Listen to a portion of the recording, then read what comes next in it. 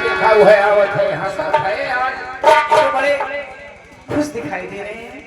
हाँ ममता की माँ, खुशी की बात यह है कि बिटिया की शादी उसी घर में तय हो गई। क्या शादी तय हो गई? अच्छा ममता के पिताजी ये बताइए, उन्होंने तो कोई मांग नहीं की है। लेन देन की बात उन्होंने कहा कि हमारे पास सब कुछ है, समय अनुसार रीति रिवाज के हिसाब से दे देना। उन्होंने कहा कि मेरे पास एक ही तो बेटी है, जितना मुझसे हो सकेगा मैं सब कुछ दूंगा।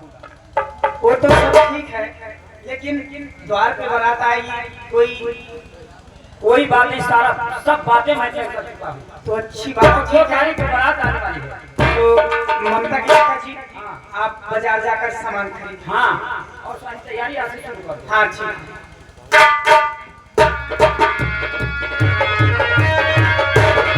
ठीक है, मैं भी चलती हूँ, लेकिन कहना है कि सैया ले गई जिया, सैया ले गई जिया तेरी पहली नजरिया, सैया ले गई जिया।